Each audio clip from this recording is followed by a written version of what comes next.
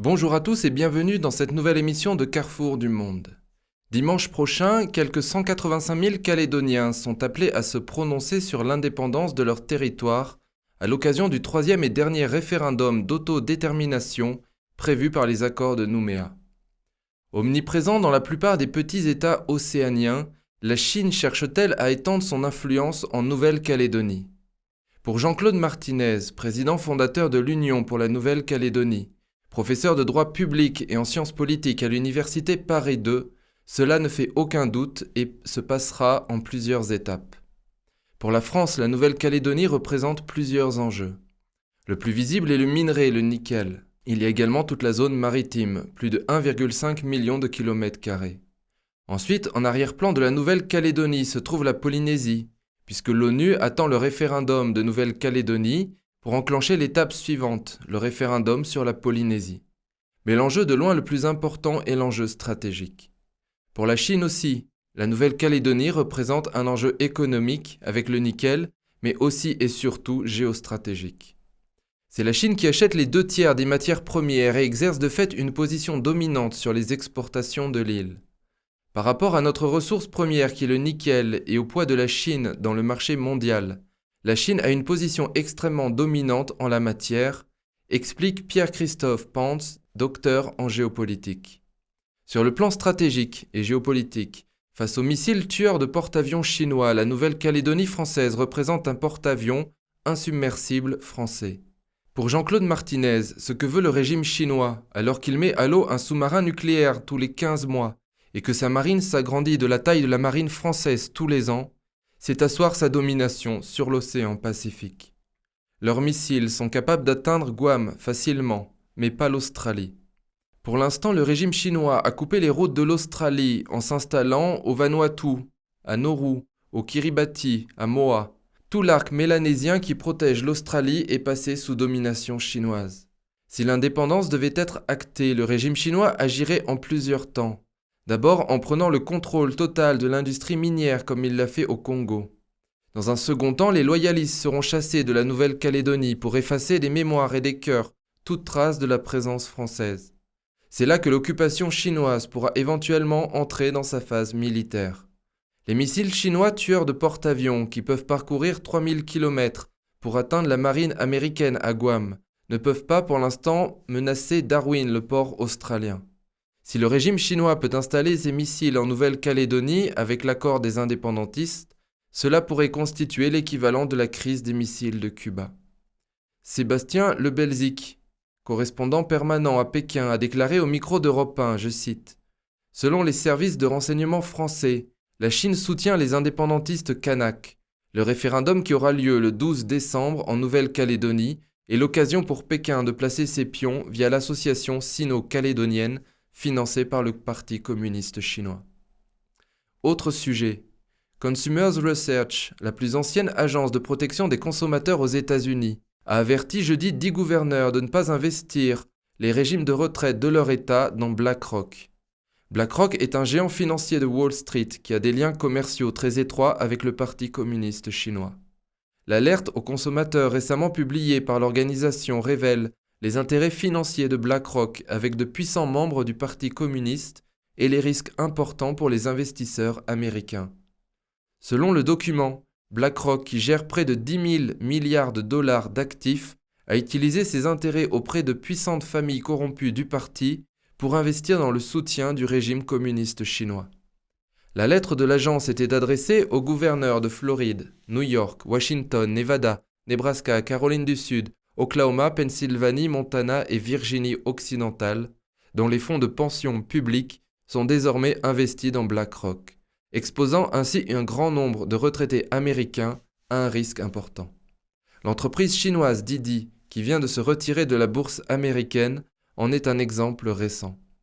La lettre suggère qu'un investissement continu dans BlackRock nuirait à la sécurité nationale des États-Unis et pourrait également faire des investisseurs américains des complices involontaires de l'expansion de l'appareil de surveillance et de collègues de renseignement du Parti communiste chinois.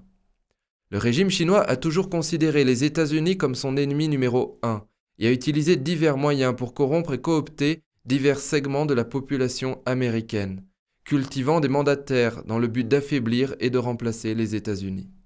L'attitude de BlackRock fait écho à une citation de Lénine. « Les capitalistes vous vendront la corde qui servira à les pendre.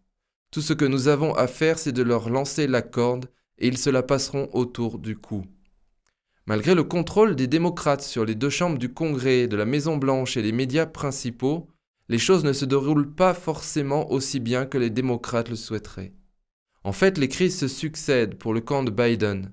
Plusieurs tribunaux fédéraux ont bloqué le mandat inconstitutionnel, le vaccin à l'échelle nationale de Biden, et maintenant le mantra d'extrême gauche sur l'avortement, constitué par la jurisprudence Roe contre Wade, est susceptible d'être annulé par la Cour suprême.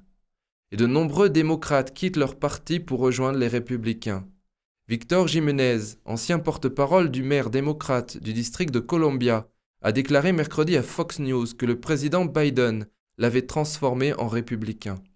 Il a voté pour l'homme d'affaires républicain Glenn Youngkin dans la course au poste de gouverneur de Virginie, où il vit.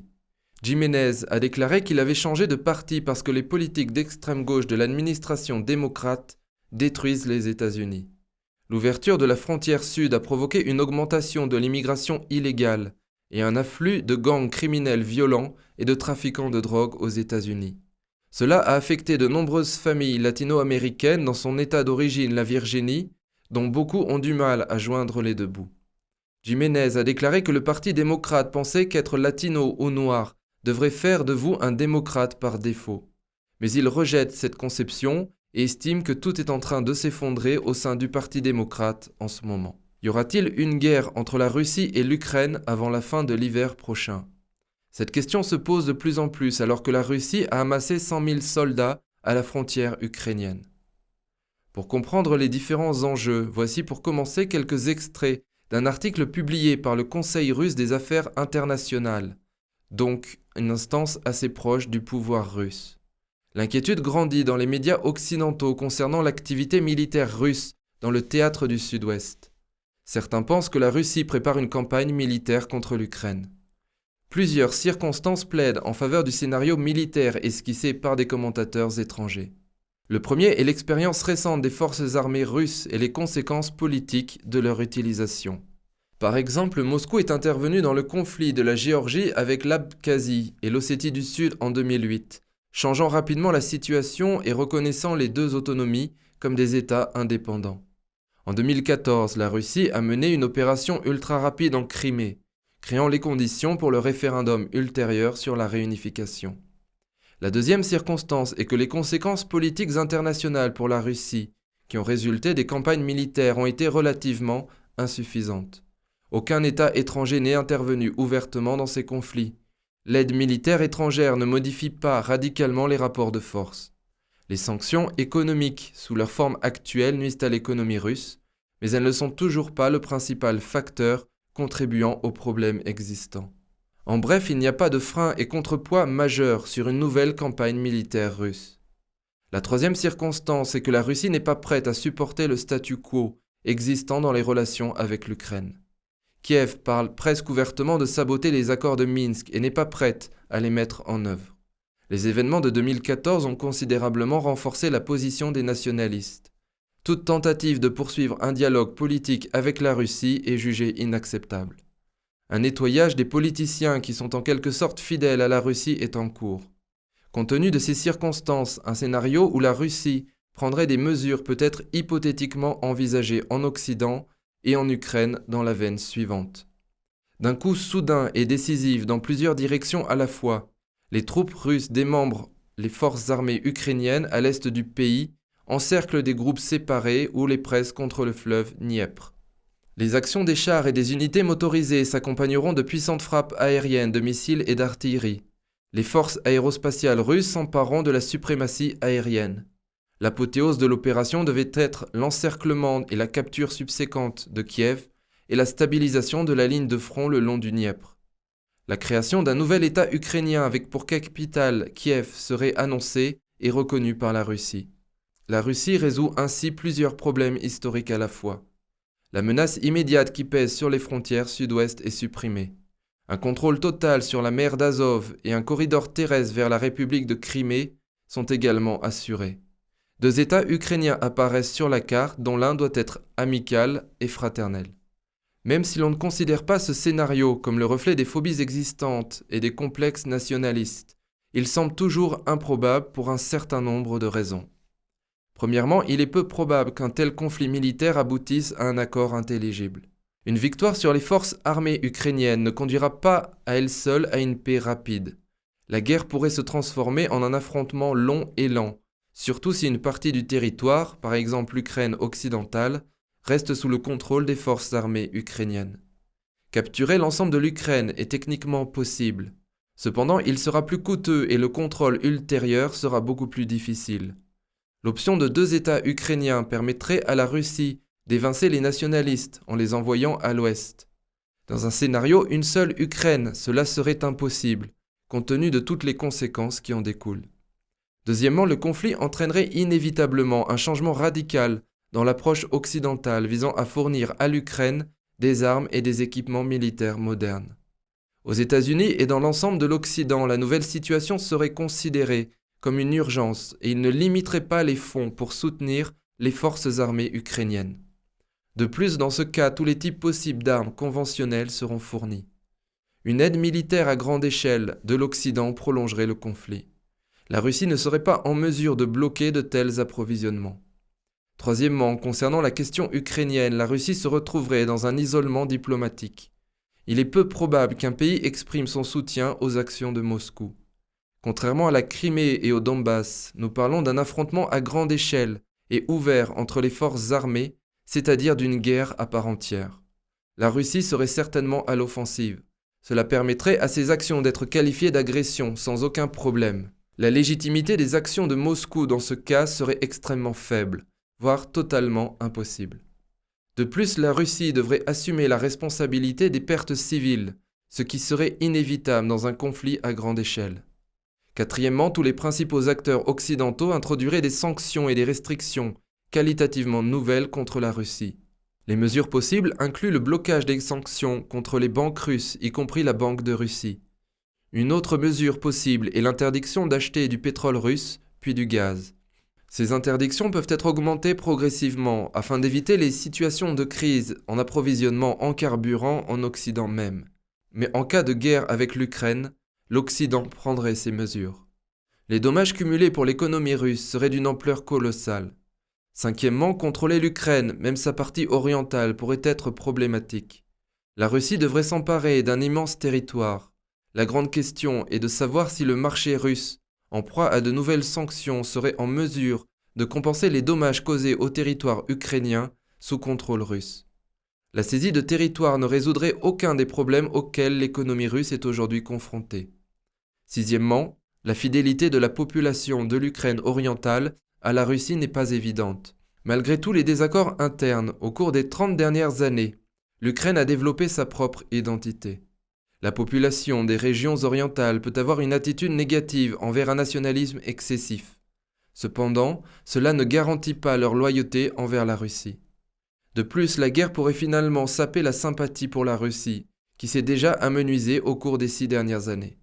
Enfin, septièmement, la guerre est lourde de déstabilisation de la situation à l'intérieur même de la Russie. Il n'y a aucune demande dans la société pour une guerre avec un voisin. Il est fort possible que les troupes russes soient en mesure d'infliger des défaites retentissantes aux forces armées ukrainiennes et de les pousser vers l'ouest. Les pertes cependant s'élèveraient toujours à des centaines, voire des milliers de combattants. Pour de nombreuses raisons, une grande guerre a peu de chances de trouver un tel soutien. En d'autres termes, les coûts d'une éventuelle guerre dépassent de loin les avantages. La guerre est lourde de risques importants pour l'économie, la stabilité politique et la politique étrangère de la Russie. Il ne résout pas les problèmes de sécurité clés alors qu'il en crée de nombreux nouveaux. La question se pose alors, à qui et à quelles conditions ce scénario est-il bénéfique ? Il permet en effet de consolider l'Ukraine sur une base anti-russe, de rechercher l'élargissement de l'aide militaire occidentale et de justifier une telle aide à l'Occident. La menace de guerre peut également être utile pour la partie russe. Moscou montre qu'elle est techniquement prête pour un scénario radical et ne permettra pas que ces lignes rouges soient franchies. Ces lignes rouges incluent une solution militaire au problème du Donbass. En d'autres termes, le scénario a une signification pratique en tant qu'outil de guerre de l'information et de signaux politiques. Du point de vue de la balance des bénéfices et des pertes, aucune des deux parties n'est intéressée par une véritable guerre. Cependant, l'histoire a fourni de nombreux exemples où des calculs rationnels n'ont pas réussi à mettre un terme à une escalade. Voilà pour cet article. Voici maintenant le point de vue de Andrei Zubov, historien russe, vice-président du Parti de la Liberté populaire et ancien professeur de l'Institut d'État des relations internationales de Moscou. Andrei Zubov est surtout un critique fort du régime de Poutine. Voici ce qu'il dit d'un possible conflit entre la Russie et l'Ukraine. Si la guerre commence, elle se terminera bientôt, en même temps que le régime de Poutine et celui de Loukachenko. Ces forces agressives néo-bolcheviques se noieront dans le marais de Polésie et seront dispersées dans les steppes de la région d'Azov. L'issue de la guerre est évidente. Mais cette issue est-elle évidente pour le Kremlin? Je pense que oui. Et donc il n'y aura pas de guerre. Comme les crises des migrants à la frontière polonaise, il s'agit pour la Russie d'une tentative pour rétablir sa réputation d'acteur fort et dangereux avec lequel il faut négocier et qu'il ne faut pas contrarier. La guerre détruira le régime de Poutine alors que les négociations avec Biden, Johnson et d'autres dirigeants les renforceront. C'est exactement ce que veut le Kremlin. Il n'y aura donc pas de guerre, mais il faut s'y préparer, parce que si nous ne nous préparons pas à la guerre, elle commencera certainement comme en 2014. Fin de citation. Voilà ce que je voulais vous dire pour aujourd'hui. Comme d'habitude, si vous avez apprécié cette émission, n'hésitez pas à vous abonner, partager et liker cette vidéo. Merci de m'avoir écouté, prenons soin les uns des autres et à très bientôt.